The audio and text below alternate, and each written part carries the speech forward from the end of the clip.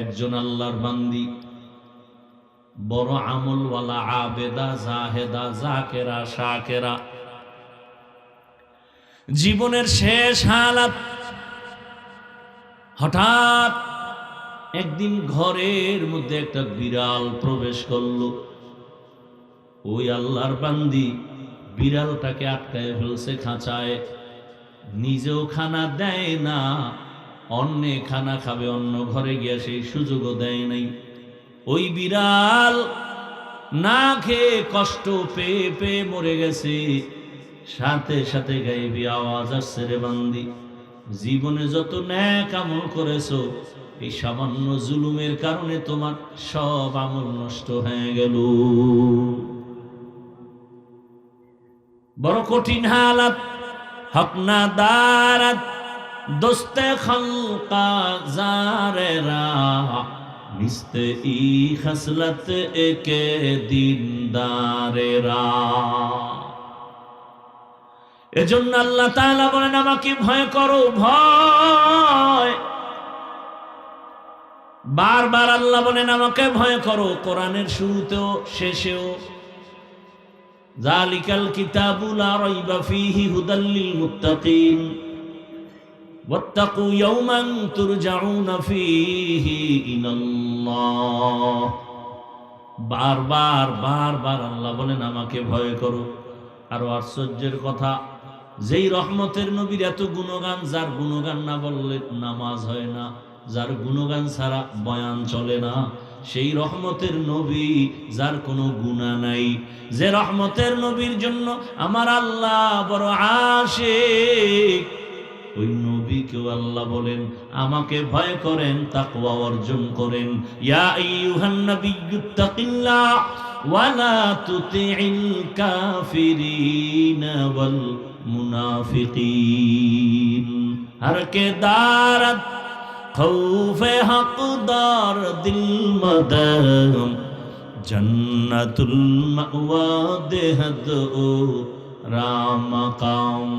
জুজবা হক C J মখাজ ইনসুজা, Fazle উআ মস্তে দর জুমলা জাহা। স্বর্ণাক্ষরে লিখে রাখবা, ঘরের দরজায় টানায় রাখবা, ভালো করে লেমিনেরিং করে বাধাই করে টানায় রাখবা আমার কথাগুলো। 3 জায়গায় বেয়াদবি করবা না, খোদার কসম করে বলি, 3টা জায়গায় যদি বেয়াদবি করো, মরার আগে পঙ্গু হয়ে বিছানায় পড়ে যাবা। লিখে রাখো ভালো করে। এবং এটাও লিখো, এই 3 জায়গার দোয়া যদি নিতে পারো, আল্লাহর কসম তুমি ডাক্তার হলো, গোটা দুনিয়ার মধ্যে তোমার সম্মান বেড়ে যাবে। গোটা দুনিয়া। তুমি বুঝো না, বুঝ কম। সারাদিন মোবাইলে আকাম, সারা রাত মোবাইলে আকাম করলে আর ব্রেন ঠিক থাকবে কিভাবে? এখন তোমাকে মাও ভয় পায়, বাবাও ভয় পায়, কারণ তুমি এত বড় চরিত্রহীন বেয়াদব। মাও তোমাকে বাধা দিলে তুমি মাকে মারবা, সেই ভয়ে মা কাছে আসে না, কারণ তুমি সারা রাত মোবাইলে জেনার গুনাহ করো। চোখের জেনা, হাতের জেনা, জবানের জেনা, অন্তরের জেনা। কেউ জানে না, আমার মালিক তো জানেন। তোমার চেহারাটার মধ্যে কোনো নূর নাই, কোনো আলো নাই, কোনো মোহাব্বত নাই, আকর্ষণ নাই, শুধু গুনার কারণে। আব্দুল্লাহ ইবনে আব্বাস রাদিয়াল্লাহু আনহু বলেন, যারা গুনাহ করবে তাদের চেহারায় কোনো নূর থাকবে না, নূর থাকবে না, রিজিকে বরকত থাকবে না, হায়াতে বরকত থাকবে না। রে বাবা, আজকে দেখো না রে যুবক, মোবাইলে আকাম করার জন্য মায়ের মানিব্যাগ চুরি করো, টাকাই না এমবি বড়, বাবার পকেট মারো। আর তোদের জাতি ভাই গোটা দুনিয়াটাকে গরম বানায় প্রমাণ করে দিয়ে গেল, দুনিয়াতে সবাইরে টাকা দিয়া কেনা যায়, আমি বান্দাকে টাকা দিয়া কেনা যায় না। রক্তের ফোঁটা জমিনে স্পর্শ করলো, গোটা দুনিয়া জাগরণ হয়ে গেল। ওয়ালাকাদ যারানা লি জাহান্নামা কাসীরাম মিনাল জিন্নি ওয়াল ইনস লাহুম কুলুবুন লা ইয়াফকাহুনা বিহা ওয়া লাহুম আ'য়ুনুন লা ইউবসিরুনা বিহা ওয়া লাহুম আযানুন লা ইয়াসমাউনা বিহা উলাইকা কাল আনআমি বাল হুম আযাল্লু উলাইকা হুমুল গাফিলুন।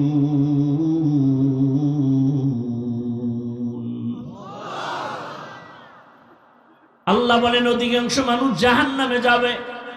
আমি আল্লাহ এদের হৃদয় দিছি, কলব দিছি, ভাববে, গবেষণা করবে, করে না। এত বিশাল আসমানটা খুঁটি ছাড়া কে টানায় রাখছেন এটা ভাববে, আর মালিকের মোহাব্বতের বন্ধনে আগায় যাবে। আর অন্তর তার এমন হবে যে দুনিয়া একদিক যাবে, কল্লা যাবে, জীবন যাবে, কোনদিন বাতিলের সামনে মাথা নত করবে না। ওই মালিকের মোহাব্বত অন্তরে জমা করবে। ছোট একটা প্যান্ডেল টানায় রাখতে কত খুঁটি লাগলো, আর এত বিশাল 7টা আসমান এমন ভাবে আল্লাহ টানায় রাখছেন, নিচের থেকে খুঁটিও নাই, উপর থেকে কোনো রশির টানাও নাই, নড়াচড়াও করে না। যেদিন আসমান নাড়াচাড়া শুরু হয়ে যাবে ওই দিন কিয়ামত শুরু হয়ে যাবে। এরে আমার যুবক বাবারা, ডাক্তার জাকির নায়েকের কে না চিনে, কে না জানে? হোমিওপ্যাথিক ডাক্তার, অথচ সারা দুনিয়া তার পাগল। টাকার কারণে না, ক্ষমতার কারণে না, সুন্দর চরিত্র আর নৈতিক আদর্শের কারণে। কবি নজরুলের গুণগান গাও, তোমার হালাত কি? সারা রাত যদি কবি নজরুল গুনাহ করত, জীবনে সম্মানের স্থানে নাম আসতো না।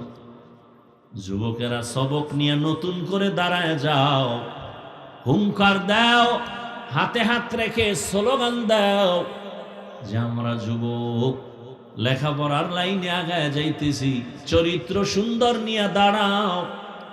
আর বলো জীবন দিব, কল্লা দিব, সব দিব, কিন্তু কোন বেঈমান আর নাস্তিকের সামনে মাথা নত করব না।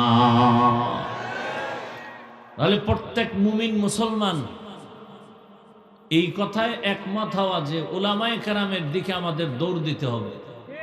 চতুর্মুখী বাতিল হিংস্র আক্রমণ কখন ধরে ফেলবে, কখন গুলিবিদ্ধ হবে। শুনলাম আজকে উলামায়ে কেরামদের কার উপরে নাকি হামলা হয়েছে, বোমা হামলা শুনলাম, জানি না সত্য মিথ্যা, আমি তো ফেসবুক চালাই না। তো এভাবে সব উম্মত এক কথা যে আমি আলেমদের দিকে দৌড়াবো। এখন আইসা যদি দেখে আসলে এই আলেম ব্যক্তিটা পিওর না, তখন তুমি ওখানে বসে সিদ্ধান্ত নিতে থাকবে, দেখতে থাকবে কোন আলেম পিওর, সেখানে যাবে।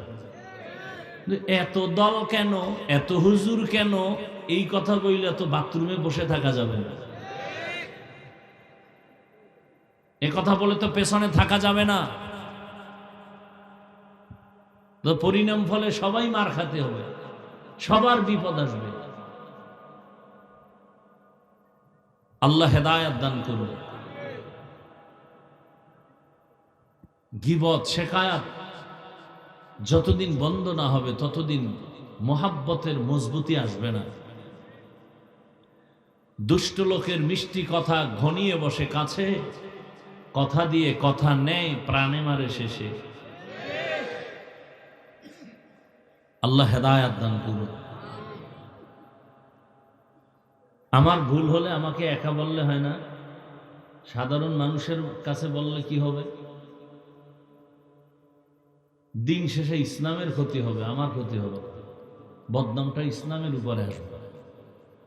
কি ভাই, ইমাম সাহেবের ভুল হতে পারে না? পারে না।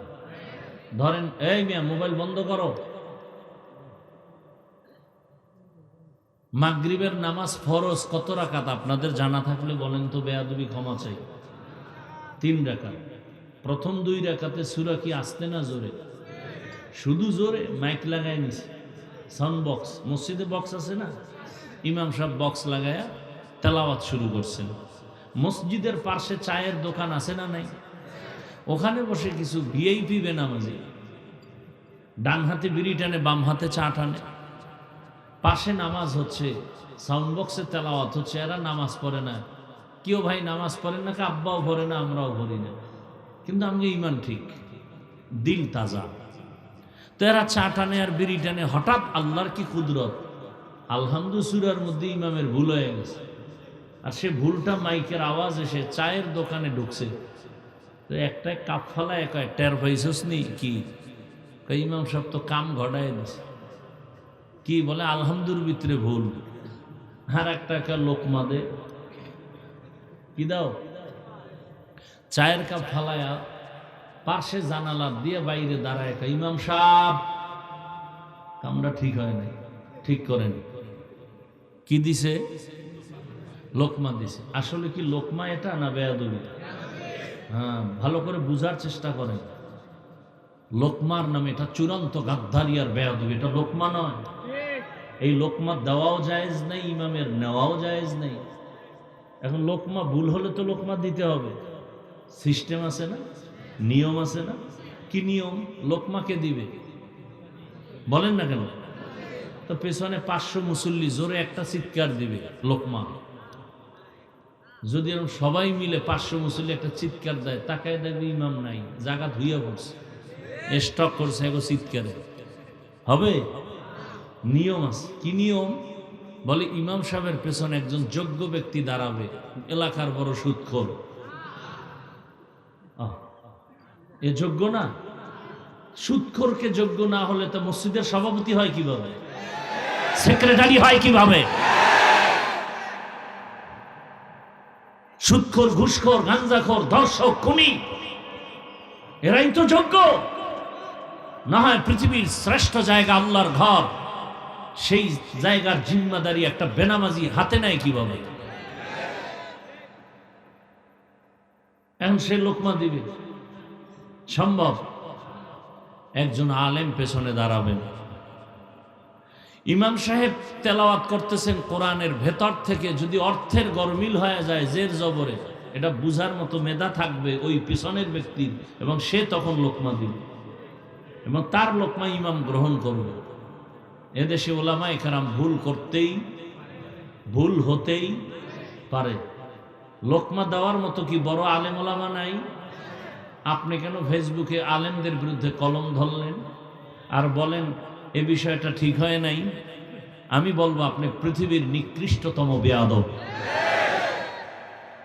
আলেমের ভুল যারা ওপেন পাবলিকের সামনে সমালোচনার ঝড় তুলে আলেমের ইজ্জতের উপর আক্রমণ করে, এরা বেয়াদব।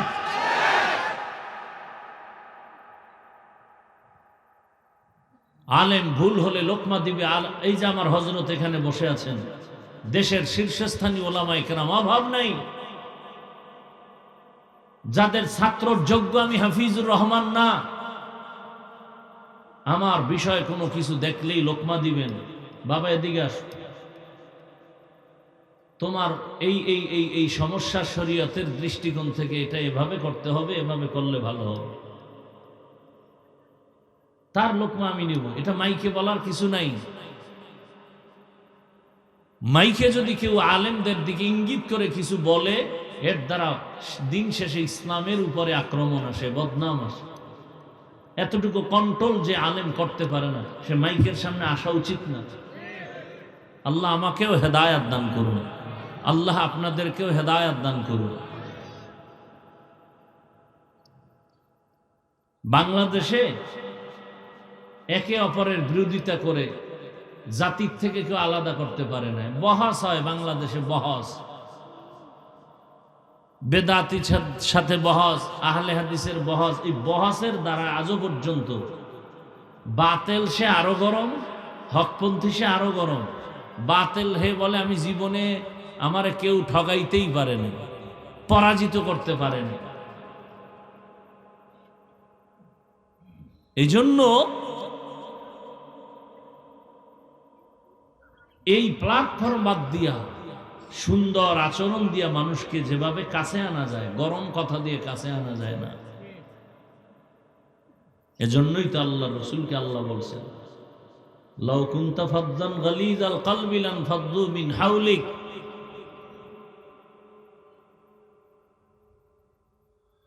হা, মুসা নবী ফেরাউনকে দাওয়াত দিতে যাইতেছেন, আল্লাহ তাআলা বলে দিলেন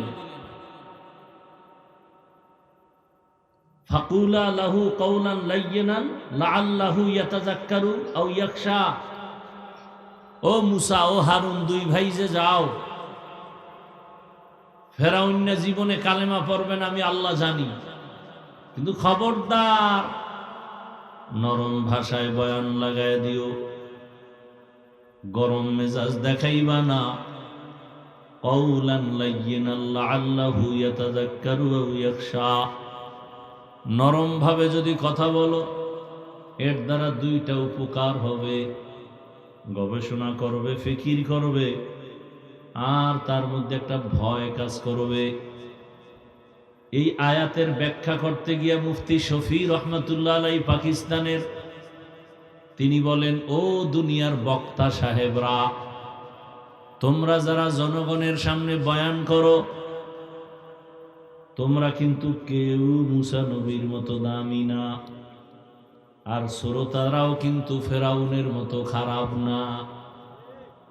আল্লাহ জানে ফেরাউন জীবনে কালেমা পড়বে না, তো আল্লাহ তো বলা দরকার ছিল ফেরাউনের জনমের মতো সাইজ করবা। আমার মালিকের নিজাম ভিন্ন, নরম ভাষায় আগাও, নরম কথাগুলো, নরম জিনিসগুলো কঠিন কঠিন জায়গায় চলে যায়। পানি বড় সফট, এজন্য কোনো জায়গায় আটকায় না, জায়গায় জায়গায় ফাঁকে ফাঁকে ঢুকে যায়। নরম কথাগুলো মানুষের হৃদয়ের ভেতরে ঢুকে যায়, আর চোখ থেকে পানি বের হয়। এজন্যই তো আল্লাহর ভয়ের কথা নরম, জান্নাত ও জাহান্নামের বয়ান নরম। এই বয়ানগুলো করলেই কেমন যেন ঠান্ডা আওয়াজে মানুষের হৃদয় কেড়ে নেয়, চোখে পানি আসে, কান্না করে। বড় কঠিন হালাত।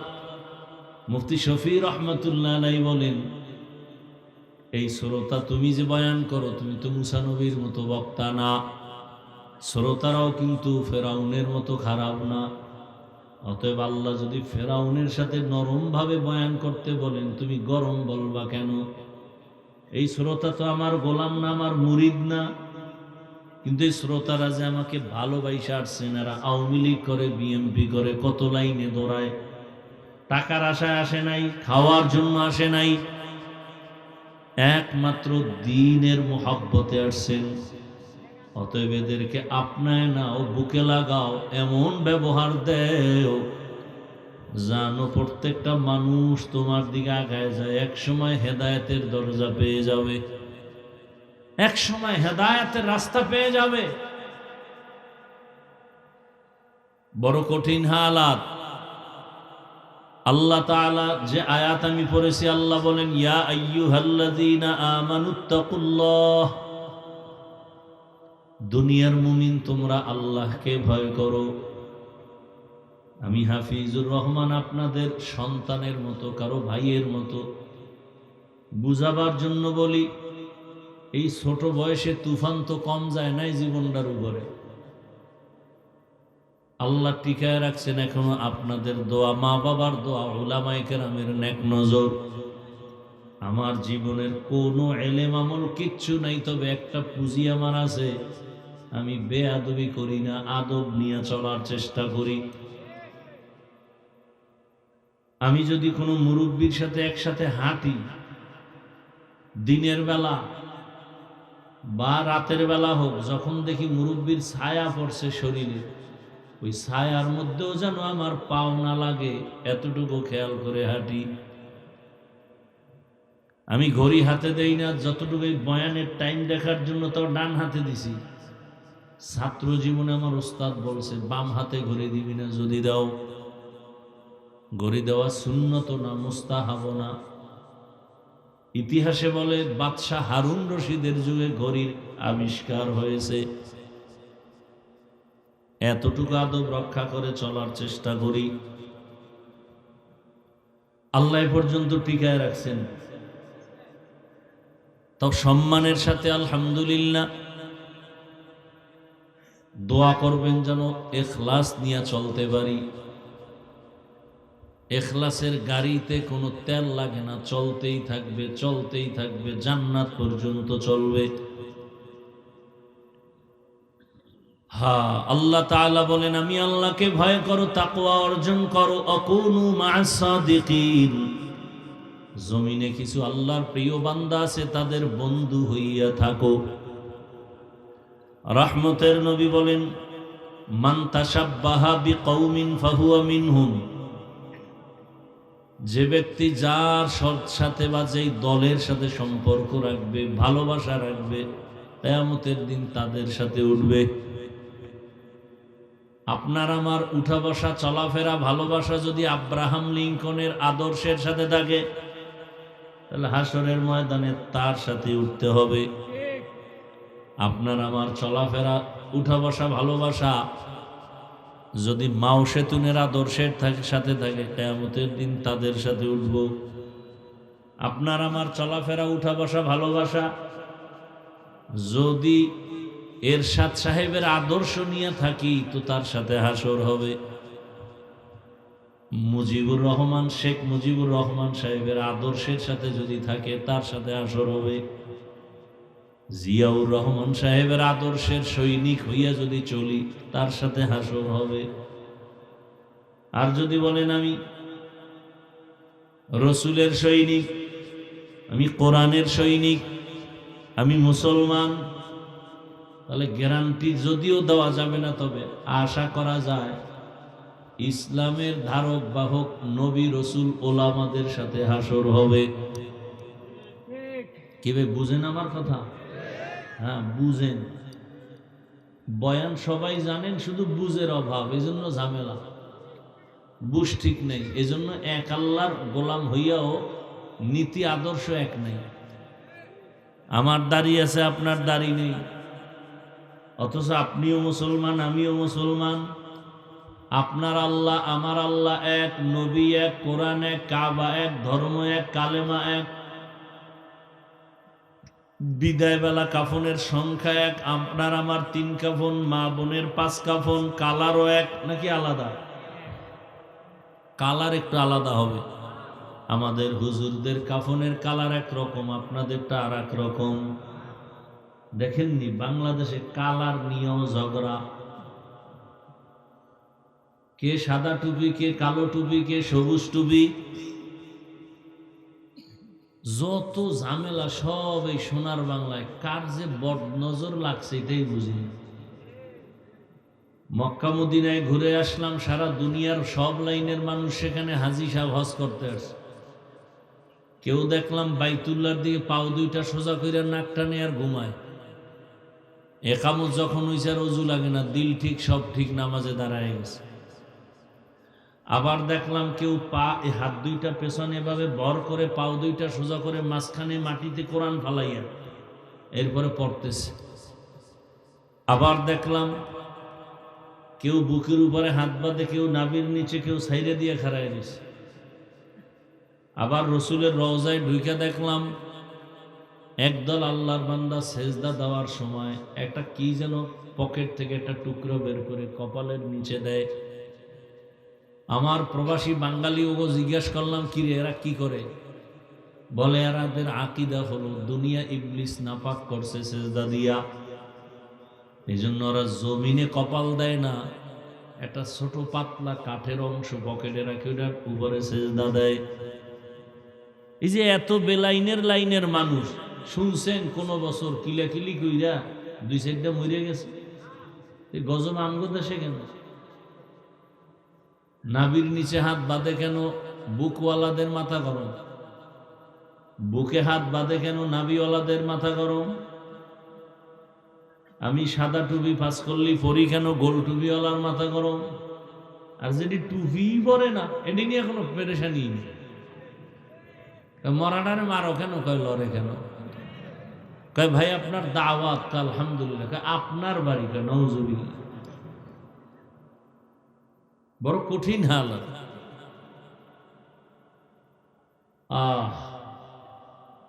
আমি হাফিজুর রহমানের দ্বারা যদি শরীয়তের কোনো লঙ্ঘন কিছু হয়, তাহলে আমাকে বাধা দেওয়া আপনার জন্য ওয়াজিব।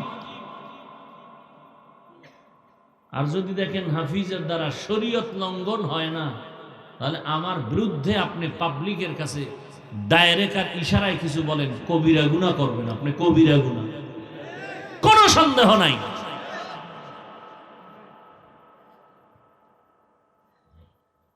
আল্লাহ হেদায়েত দান করুন। নবীজি বলেন, যে ব্যক্তি যার সাথে, যেই দলের সাথে, কওমের সাথে সম্পর্ক থাকবে, কিয়ামতের দিন তার সাথে হাসর হবে। এটাকে আমরা বাংলা ভাষায় একটা কবিতার মতো, ছন্দের মতো বলে, যার সাথে যার মোহাব্বত, জানেননি এটা, তার সাথে তার কিয়ামত। এইবার আপনার উপরে কিন্তু স্বাধীনতা আছে, আমার দায়িত্ব খালি বুঝানো, আর কিছু না। এই যে এক আল্লাহর গোলাম, এক নবীর উম্মত, তাহলে সবার দাড়িও থাকবে এক লাইনে, টুপিও এক, হয়তো থাকলে সব টুপিওয়ালা, না থাকলে সব টুপি ছাড়া। অথচ আমি টুপি খুলতে চাই না, আর আপনি কেমন ভিআইপি মুসলমান যে টুপি দিতে চান না, আপনাকে আলাদা টুপির বয়ান দেওয়া লাগে। আমি দাড়ি কাটতে চাই না, আপনি রাখতে চান না। এই তোমাদের কি হেদায়েত হয়ে গেছে নাকি? না বিড়ি টানতে যাও, যাও বিড়ি টাইনে আবার আইও।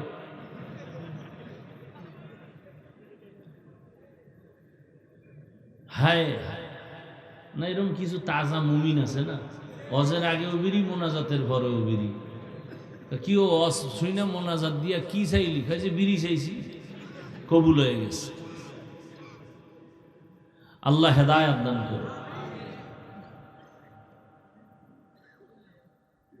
এখন আপনার স্বাধীনতা, আমার বুঝ টুপি দিলে সম্মান, আপনাদের বুঝ টুপি দিলে মাথা গরম। দেখছেন, বুঝটা যেদিন ঠিক হয়ে যাবে, সেদিন কলেজের প্রফেসরও টুপি পরবে। বুঝ যেদিন ঠিক হয়ে যাবে, তখন র্যাবের চাকরিওয়ালাও নামাজ ধরে ফেলবে। আপনাদের মৌলভী বাজারের পার্শ্বে কালকে বয়ান করলাম, এক আর্মির অফিসার আসছে, খানার টাইমে দেখা করবে, এই দাড়ি বুড়া, বলে হুজুর রিটায়ার্ডে আছে, আমার ছেলেরা আছে গাজীপুর ক্যান্টনমেন্ট। আমি আপনার একদিন হঠাৎ মোবাইলে বয়ান শুই না, কান্না করে করে দাঁড়িয়ে রাখছি, কিন্তু ওই দিন থেকে কাঁদতেছি, যার বয়ানে দাঁড়িয়ে রাখলাম তারে যদি একটু দেখা করতে পারতাম। ঘুরছি আজকে 7-8-9 বছর, অনেক জায়গায় গেছি, কিন্তু মানুষের ধাক্কায় আর পারি নাই, ফিরাইছি। আজকে একটু সুযোগ পাইছি, একটু মাথায় হাত দিয়ে দোয়া করেন। আমার ছবি দেখাচ্ছে, আমার ছেলেরা এখন আর্মির চাকরি করে গাজীপুর, ওখানেই থাকি। মাওলায় কার কথায় কি করবে বলা যায় না। একজন আলেম বলে, হাফিজুর রহমান সাহেবের বয়ান শুনে লাভ নাই। কেন বলে, সে তো সাধারণ গ্রামের মানুষের বয়ান করে, আর আমরা তো আলেমের বয়ান করি, আমগো বয়ান আলেম শুনে। আমরা অনেক ভিআইপি রেকর্ড আছে, আমি রাখি না, কারণ আমি কারো পিছে পড়ার দরকার কি? আমি যদি আল্লাহকে রাজি করে চলি, আর কেউ যদি নেফাকি করে, আল্লাহ ওরে বেইজ্জতি করবে আজার কাল। আমি ওই আকীদা নিয়ে চলি, আমি আল্লাহকে কাছে নিয়ে, আল্লাহকে সাথে নিয়ে চলি। আমার পুঁজি একটা, ওয়াজ কইরা বাসায় যায় নামাজ রেডি করি, মালিক দায়িত্ব শেষ, হাজিরা দিতে আসছে, আমার কিছু নাই। তুমি সম্মান দিয়া কুয়াকাটা বঙ্গোপসাগর থেকে সিলেটের চেয়ারে বসাইছো, গুনার কারণে ফালায় দিও না।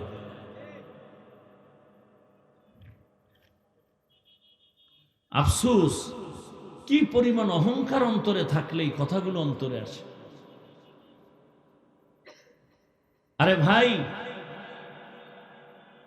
আমি তো হাদিস পড়াইতে পারি না, ওখানে ছাত্রকে আমি তালিম দিতে পারি না। যে পারে আমি তার জন্য দোয়া করি যে ওই কাজটা আমার দ্বারা হচ্ছে না, যার দ্বারা হোক আল্লাহ তাকে তুমি হেদায়াতের উপরে মজবুত রাখো, হায়াত বাড়াও, ইজ্জত বাড়াও। আর হাদিস তো আপনারা ওলামায়ে কেরাম জানেন, অন্যের জন্য দোয়া করলে সাথে সাথে একজন ফেরেশতা চলে আসে। আল্লাহ বলেন, কার জন্য দোয়া করলো? কয় অমুক শাইখুল হাদিসের জন্য। কি দোয়া করলো? আল্লাহ তাকে হেদায়েতের উপরে ইজ্জতের জীবন দিন। আল্লাহ কয়, প্রথম ওর জন্য কবুল করলাম, এরপরে শাইখুল হাদিসের জন্য। এটা হাদিস। আমি দোয়া করলাম এই এলাকার সব মানুষকে আল্লাহ মাফ করে দেন। সাথে সাথে একজন ফেরেশতা আল্লাহ পাঠাইছেন। আল্লাহ তো জানেন, জিজ্ঞাসা করেন কার জন্য দোয়া করলো এই ছেলেটা? কয় পুরা এলাকার জন্য। কি দোয়া করছে? কয় আল্লাহ মাফ করে দাও। কয় নিজের জন্য মাফ চায় না? কয় না। আল্লাহ কয় ফেরেশতা সাক্ষী থাক, আগে এই বান্দাকে মাফ করলাম, এরপরে বাকিদেরকে।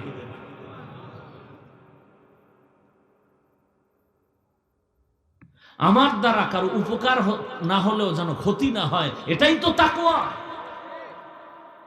আমি কারো প্রশংসা করতে যদি নাও পারি, অন্তত আমার দ্বারা যেন বদনাম না হয়, এটাই তো তাকওয়া। আমার দ্বারা কারো উপকার না হলেও যেন ক্ষতি না হয়। খায়রুন নাস মান ইয়ানফাউন নাস। ভালো মানুষ তো এই ব্যক্তি যার দ্বারা অন্যের কোনো ক্ষতি হয় না, ইশারায় হোক, চোখের দ্বারা হোক, হাতের দ্বারা হোক। খায়রুন নাস মান ইয়ানফাউন নাস। ইলম তো দামি এক সম্পদ। রহমতের নবী তো রহমতের নবী, সেই রাসূল যদি দোয়া করেন, আল্লাহুম্মা ইন্না নাসআলুকা ইলমান নাফিআ ওয়া নাউযু বিকা মিন ইলমিন লা ইয়ানফা। ওই ইলম তুমি দাও যে ইলমের দ্বারা আমার ফায়দা হবে, উম্মতের উপকার হবে।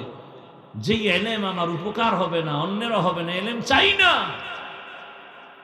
আমার ইলম যদি আমাকে অহংকার মুক্ত করতে না পারে, আমি বলি ইলম ইলমে নাফে না।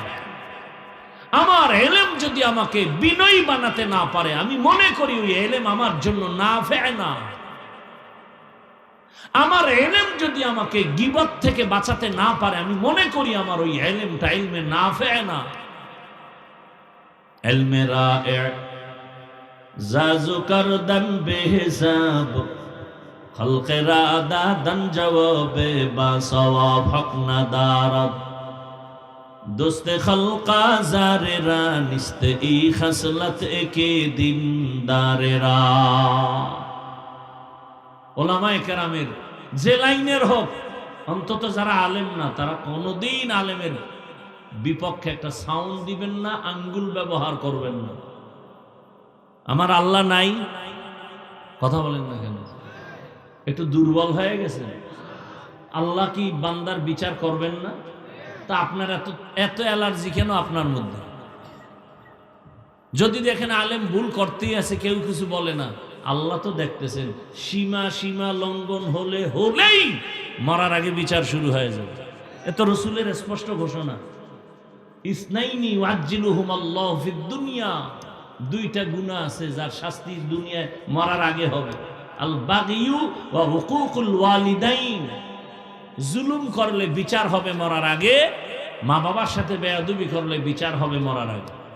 জুলুম তিন প্রকার: আল্লাহর সাথে জুলুম, নিজের সাথে জুলুম, অন্য মাখলুকের সাথে জুলুম। আল্লাহর সাথে জুলুমের নাম শিরক। ইন্না শিরকা লা যুলমুন আযীম। এরপরে আমার নিজের সাথে জুলুম, এগুলি বিস্তারিত বলা যাবে না, সময় নাই। অন্যের সাথে জুলুম, যেমন হাদিসে ঘটনা আছে, আপনারা উলামায়ে কেরাম জানেন। নবীজি বয়ান করতেছেন, একজন আল্লাহর বান্দি, বড় আমলওয়ালা, আবেদা, জাহেদা, জাকেরা, শাকেরা, জীবনের শেষ হালাত। হঠাৎ একদিন ঘরের মধ্যে একটা বিড়াল প্রবেশ করলো। ওই আল্লাহর বান্দি বিড়ালটাকে আটকায় ফেলছে খাঁচায়, নিজেও খানা দেয় না, অন্যে খানা খাবে অন্য ঘরে গিয়ে সেই সুযোগও দেয় নাই। ওই বিড়াল না খেয়ে কষ্ট পেয়ে পেয়ে মরে গেছে। সাথে সাথে গায়েবী আওয়াজ আসছে, রে বান্দি, জীবনে যত নেক আমল করেছো, এই সামান্য জুলুমের কারণে তোমার সব আমল নষ্ট হয়ে গেল। বড় কঠিন হালাত। হক না দারাত দোস্তে খলকা জারেরা, নিস্তে ই খসলত একে দিনদারেরা। এজন্য আল্লাহ তাআলা বলেন আমাকে ভয় করো, ভয়। বারবার আল্লাহ বলেন আমাকে ভয় করো, কোরআনের শুরুতেও শেষেও। যালিকাল কিতাবু লা রাইবা ফীহি হুদাল লিল মুত্তাকিন ওয়াত্তাকু ইয়াওমান তুরজাউনা ফীহি ইলাল্লাহ। বারবার বারবার আল্লাহ বলেন আমাকে ভয় করো। আরো আশ্চর্যের কথা, যেই রহমতের নবীর এত গুণগান, যার গুণগান না বললে নামাজ হয় না, যার গুণগান ছাড়া বয়ান চলে না, সেই রহমতের নবী যার কোনো গুনাহ নাই, যে রহমতের নবীর জন্য আমার আল্লাহ বড় আশিক, ওই নবীকেও আল্লাহ বলেন আমাকে ভয় করেন, তাকওয়া অর্জন করেন। ইয়া আইয়ুহান নাবিয়্যুত্তাকিল্লাহ ওয়া লা তুতিইল কাফিরিনা ওয়াল মুনাফিকিন।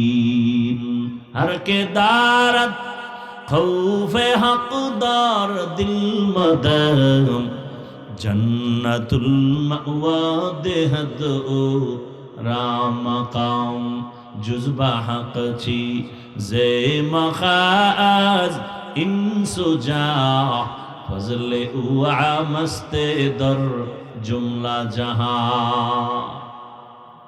ভাইরা আমার, কলিজার যুবক, পর্দার আড়ালের মা বোনেরা, আমি যে এতক্ষণ আপনাদের বয়ান শুনাইতেছি, একবারও কিন্তু বলি নাই সবাই আমার মতো হুজুর হয়ে যাও, একবারও বলি নাই তাবলিগে যাও, পীরের কাছে যাও, কওমি মাদ্রাসায় যাও। বরং আমি ভিন্ন লাইনে একটু কথা বলি। আমি আপনাদের হুজুর বানাবার বয়ান করতে আসি নাই, মাওলানা মুফতি মুহাদ্দিস আর মাদ্রাসামুখী বানাবার জন্য বয়ান করতে আসি নাই। এই লাইনে বয়ান করনেওয়ালা আলেমের অভাব নাই, আর আমার দেশে মাওলানা মুফতি মুহাদ্দিসের আলহামদুলিল্লাহ অভাব নাই। আমার দেশে আদর্শ ডাক্তারের বড় অভাব, আদর্শবান ইঞ্জিনিয়ারের অভাব, আদর্শবান প্রফেসরের অভাব, আদর্শবান ওসি ডিসি এসপির বড় অভাব। আর যদি আমার প্রত্যেকটা থানা জেলার ওসি ডিসি এসপি 5 ওয়াক্ত নামাজি, দাড়িওয়ালা, কোরআন তেলাওয়াত করনেওয়ালা হতো, কোরআনের বয়ান করার জন্য কোন সুদখোরের পেছনে অনুমতির জন্য দৌড়াতে হতো না। এজন্য আমি যুবকদেরকে পরামর্শ দেই, সারা দেশে ঘুরে ঘুরে, ও যুবক, তুমি স্কুলে পড়ো, কলেজে পড়ো, চাকরি করো, ব্যবসা করো, ডাক্তার হও, প্রফেসর হও, ইঞ্জিনিয়ার হও, ওসি ডিসি এসপি হও, তুমি একজন র্যাব আর্মি পুলিশের চাকরিজীবী হও, কিন্তু আমার ছোট একটা দাবি তোমাদের কাছে, যুবক বাবা, বেয়াদব হইও না। যুবকরা বলতে পারো হাফিজ ভাই, ডাক্তার হব, বেয়াদব হব না, কথার ব্যাখ্যা কি? স্বর্ণাক্ষরে লিখে রাখবা, ঘরের দরজায় টানায় রাখবা, ভালো করে লেমিনেটিং করে বাধাই করে টানায় রাখবা আমার কথাগুলো। 3 জায়গায় বেয়াদবি করবা না, খোদার কসম করে বলি, 3টা জায়গায় যদি বেয়াদবি করো, মরার আগে পঙ্গু হয়ে বিছানায় পড়ে যাবা, লিখে রাখো ভালো করে। এবং এটাও লিখো, এই 3 জায়গার দোয়া যদি নিতে পারো, আল্লাহর কসম তুমি ডাক্তার হলো, গোটা দুনিয়ার মধ্যে তোমার সম্মান বেড়ে যাবে। গোটা দুনিয়া তুমি বুঝো না, বুঝ কম। সারাদিন মোবাইলে আকাম, সারা রাত মোবাইলে আকাম করলে আর ব্রেন ঠিক থাকবে কিভাবে? এখন তোমাকে মাও ভয় পায়, বাবাও ভয় পায়, কারণ তুমি এত বড় চরিত্রহীন বেয়াদব। মাও তোমাকে বাধা দিলে তুমি মাকে মারবা, সেই ভয়ে মা কাছে আসে না, কারণ তুমি সারা রাত মোবাইলে জেনার গুনাহ করো, চোখের জেনা, হাতের জেনা, জবানের জেনা, অন্তরের জেনা। কেউ জানেন, আমার মালিক তো জানেন। তোমার চেহারাটার মধ্যে কোনো নূর নাই, কোনো আলো নাই, কোনো মোহাব্বত নাই, আকর্ষণ নাই, শুধু গুনার কারণে। আব্দুল্লাহ ইবনে আব্বাস রাদিয়াল্লাহু আনহু বলেন, যারা গুনাহ করবে তাদের চেহারায় কোনো নূর থাকবে না, নূর থাকবে না, রিজিকে বরকত থাকবে না, হায়াতে বরকত থাকবে না রে বাবা। আজকে দেখো না রে যুবক, মোবাইলে আকাম করার জন্য মায়ের মানিব্যাগ চুরি করো, টাকাই না এমবি করো, বাবার পকেট মারো, আর তোদের জাতি ভাই গোটা দুনিয়াটাকে গরম বানায় প্রমাণ করে দিয়ে গেল দুনিয়াতে সবাই রে টাকা দিয়া কেনা যায়, আমি বান্দাকে টাকা দিয়া কেনা যায় না। রক্তের ফোঁটা জমিনে স্পর্শ করলো, গোটা দুনিয়া জাগরণ হয়ে গেল। এই যুবকেরা, মইরে গেছো, মইরেই যা, মরলে আসলেই মর। তোর চরিত্রহীন এইরকম জিন্দেগি নিয়ে লাভ কি, যে তোর মা তোরে বরদোয়া করে কখন চাকার তলে ঢুকে যাবে, তুই মর। তোরে মা ভয় পায়, একটা মা সন্তানকে কোনোদিন কি ভয় পাওয়ার কথা? তাহলে কত বড় বেয়াদব হলে, চরিত্রহীন লম্পট হলে ওই সন্তানকে মা ভয় পায়। কত বড় বেয়াদব ছাত্র হলে শিক্ষক ওই ছাত্রকে ভয় পায়। মা সন্তানকে বুকে লাগাবে, শিক্ষক আলিঙ্গন করবে, আর এত বেয়াদব আর চরিত্র নষ্ট, শিক্ষক ওকে দেখলেই ভয় পায়। মা সন্তানকে কিছু বলে না, ভয়, কখন মারে আমাকে। আর এরকম দুর্ঘটনা তো সোনার বাংলায় অহরহ চলছে। এরে আমার কলিজার যুবক, তুই মোবাইলে আকাম গুনাহ দেখার জন্য, এমবি করার জন্য মায়ের টাকা চুরি করো, বাবার টাকা চুরি করো, আর তোদের লাইনের জাতি যুবক রাস্তা দিয়া হাঁটে, মানুষ এসে এসে টাকা দেয়। দেখছেন নি কারবার? এ যুবকরা দেখছো? বানায় বলতেছি, 50,000 টাকার বান্ডিল নিয়ে এসে কয় নেন, অ্যাকাউন্টে কোটি কোটি টাকা জমা মানুষ পাঠাচ্ছে। যুবকরা বল, ফেসবুকের গোলামি করো বল, কোনদিন তোদের ওই জাতি যুবকটা কোনদিন কি লাইভে এসে বলছে আমার টাকা দাও? এরপরও কি লজ্জা হয় না? তসবি টানো, ভোটের আগের রাত্রে বিক্রি হবি 500 টাকায়। কোন দিন আসবে সেই বরকতের রাত আর তাহাজ্জুদের বরকতি সময়? সেই সময় 500 টাকায় বিক্রি হয়ে যাবে মানুষরূপী জানোয়ারগুলো। বাজারে গিয়ে একটা ভালো বড় মুরগি কিনবা 800 থেকে 1000 টাকা, একটা ছাগল কিনবা 15,000 থেকে 20,000 টাকা, একটা গরু কিনবা 1 লাখ টাকা। আশরাফুল মখলুক সোনার বাংলার মানুষ বিক্রি হয় 500 টাকায়। আমি বলি ওটা মানুষ না, ওটা পশু। আমি বলি না, পশু না, বরং কুত্তার থেকেও খারাপ, শুয়ারের চেয়েও খারাপ। দলিল নিবি? দলিলটা নিয়ে নে, রেকর্ড করে নে। আল্লাহ বলেন সূরা আরাফ 9 পারা, ওয়ালাকাদ যারানা লিজাহান্নামা কাসীরাম মিনাল জিন্নি ওয়াল ইনস লাহুম কুলুবুন লা ইয়াফকাহুনা বিহা ওয়া লাহুম আ'য়ুনুন লা ইউবসিরুনা বিহা ওয়া লাহুম আযানুন লা ইয়াসমাউনা বিহা উলাইকা কাল আনআমি বাল হুম আদাল্লু উলাইকা হুমুল গাফিলুন।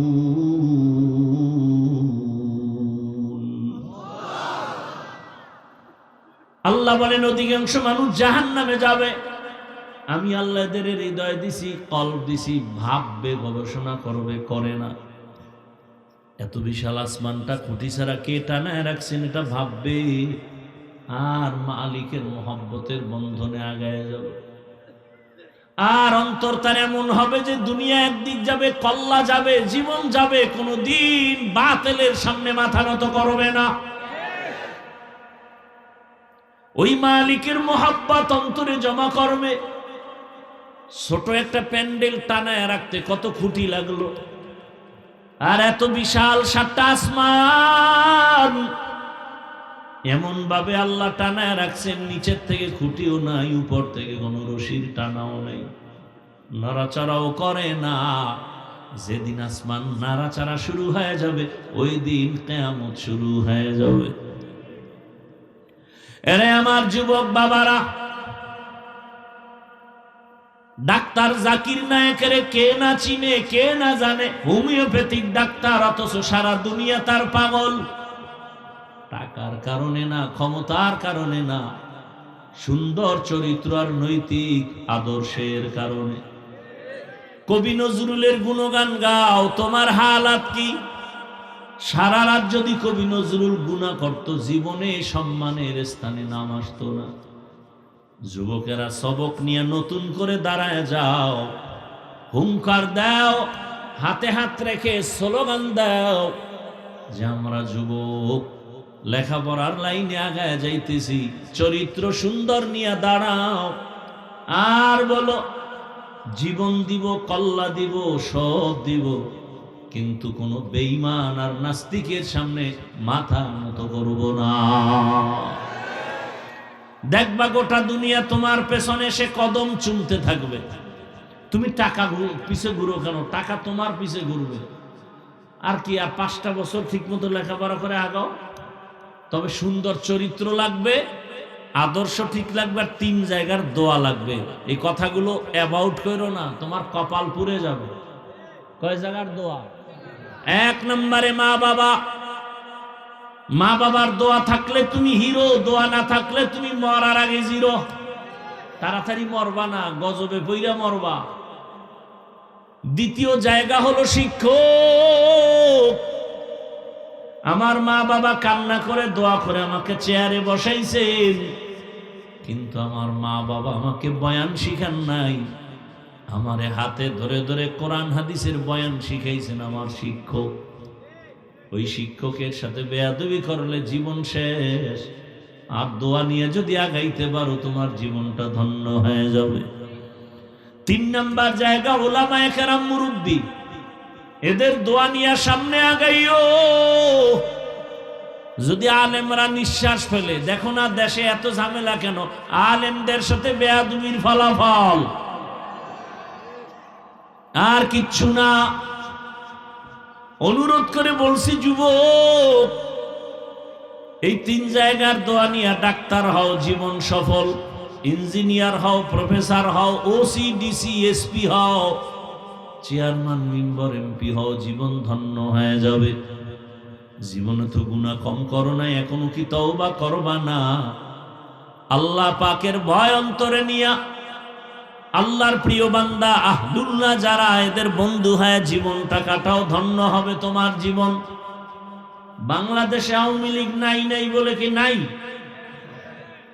এমনও লোক আছে তারা দিব্যি আরামে সম্মানের চেয়ারে আছে, কারণ তারা আলেমকে ভালোবাসে, মাদ্রাসায় টাকা দেয়, মসজিদে টাকা দেয়, কারো উপরে কোনোদিন জুলুম করে না। নাই এরকম লোক? বিএমপির মধ্যে বহু আল্লাহর বান্দা আছে, মাদ্রাসা মসজিদে টাকা দান করে, 5 ওয়াক্ত নামাজ পড়ে, দাড়িওয়ালা ব্যবসা করে, কারো উপরে কোনো জুলুম করে না, কারো ক্ষতি করে না।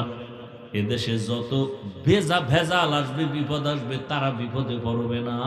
আলেমরা যেই সম্মানে থাকবে, তারাও সেই সম্মানের রাস্তায় চলবে। এটা আমার আল্লাহর ওয়াদা। আল্লাহ কয় আমি কোরআন হেফাজত করব, তার মানে কি কাগজের কোরআন? এ কোরআন ওয়ালাকে হেফাজত করবেন, আর এই কোরআন ওয়ালাকে যে তৈরি করছে তাদেরকে আল্লাহ হেফাজত করবেন। শুধু মাদ্রাসা হেফাজত হবে না, মাদ্রাসা একটা টাকা যারা দান করে, আল্লাহ তাদেরকেও সেই রহমতের চাদরে আবৃত করে নেবেন। আলেম যে জান্নাতে যাবে, আলেমকে যারা সহযোগিতা করেছে সেও সে জান্নাতে যাবে। ও পর্দার আড়ালের আম্মা জানেরা, বোনেরা, এত বয়ান আপনাদের সন্তানদেরই শুনাইলাম। এগুলো বাস্তবায়ন হতে হলে আপনার অবদান আর দোয়া লাগবে। কারণ গাছ ভালো হলে ফল ভালো হবে, মা বাবার আদর্শ ভালো হলে সন্তানের আদর্শ ভালো হবে। এরে আম্মা জানেরা, আপনার মতো কত মা এই এলাকায় আছে, পর্দা করে, নামাজ পড়ে, স্বামীর মাল হেফাজত করে, মোবাইলে সময় নষ্ট করে না। ভিন্ন মা বোনদের বলি, আপনারা কেন মার্কেটে ঘুরে ঘুরে গুনার বোঝা ভারী করতেছেন রে মা? আপনারা তো কেউ নবী না, তবে আপনারাই তো নবীদের মায়ের মতোই মা, আপনারাই তো হাফেজে কোরআনের মায়ের মতো মা। ও আমার কলিজার যুবক বাবারা, তোমার মতো যুবক স্কুলে পড়ে, কলেজে পড়ে, 5 ওয়াক্ত নামাজি কি নাই? তোমার কপাল ওই 3 জায়গার কোন এক জায়গার বদদোয়া লাগছে, না হয় তুমি পারো না কেন? তোমার মতো যুবক জেনারেল লাইনে পড়িয়া র্যাব, আর্মি, পুলিশ, বিডিআরের চাকরি করে নামাজি, তুমি পারো না কেন? ঢাকা কলেজে ছেলেরা ক্লাস করে, মাথায় পাগড়ি, বড় দাড়ি, বড় জামা, তুমি পারো না কেন? তোমার কপালে কার জানি বদদোয়া লেগেই গেল নাকি? এখনো আমি পায়ে হাত রেখে বলবো, তওবা করে নাও, মোবাইলটাকে হাত থেকে ছেড়ে দাও 10 বছরের জন্য। এরপরে তুমি আলেমদের সোহবত নিয়ে, মা বাবার দোয়া নিয়ে, শিক্ষকের দোয়া নিয়ে লেখাপড়া করে দাঁড়াও। গোটা দুনিয়ার মানুষ তোমাকে মাথায় নিয়ে সম্মান করবে। চরিত্র সুন্দর রাখো, দাঁড়িয়ে যাও আবার নতুন করে। গোটা দুনিয়াটাই তো তুমি নেতৃত্ব দিবা, তোমরাই তো জাতির ভবিষ্যৎ, তোমরাই গোটা দুনিয়াটাকে কন্ট্রোল করবা। তবে আদর্শ নিয়ে আগাও, এখনো সময় আছে। মা বাবার দোয়া নাও, বেয়াদবি হয়ে থাকলে গোপনে ক্ষমা নাও, আর আমার মালিকের কাছে তওবা করো, আর বলো, হে আল্লাহ, আর দাড়ি কাটবো না, নামাজ ছাড়বো না, বেপরদায় চলবো না, আর মোবাইলে গুনাহ করবো না, মা বাবার সাথে বেয়াদবি করবো না, শিক্ষকের দোয়া নিয়া, উলামায়ে কেরামের দোয়া নিয়া, নবীজির সুন্নত অনুযায়ী জীবনটা চালাবো।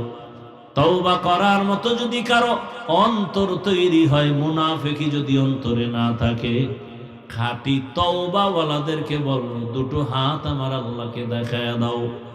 আয় আল্লাহ, হাতগুলো কবুল করে নেন, তওবা কবুল করে নেন, তওবার উপরে মজবুত হইয়া চলার তৌফিক দান করেন, আমিন।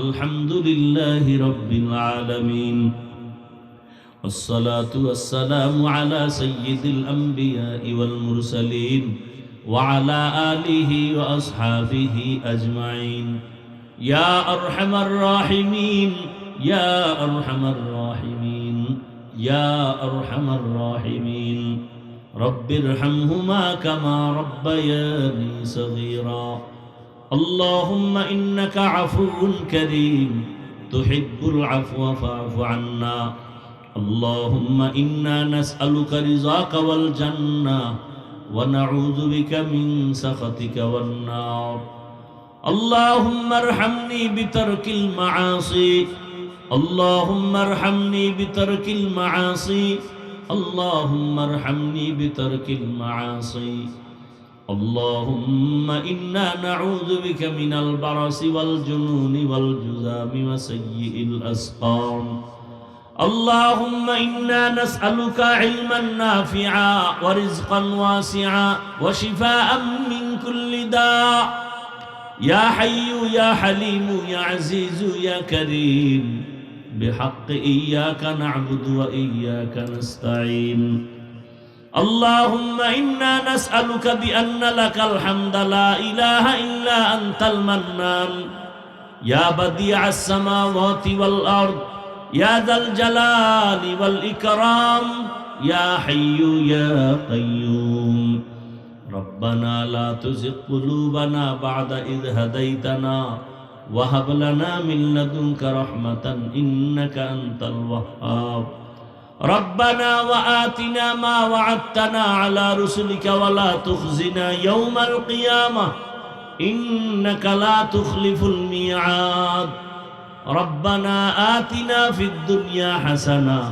وفي الآخرة حسنة وقنا عذاب النار رب اشرح لي صدري ويسر لي أمري واحلل عقدة من لساني يفقه قولي اللهم اغفر لي ذنوبي وارحمني واهدني وعافني اللهم اجعلني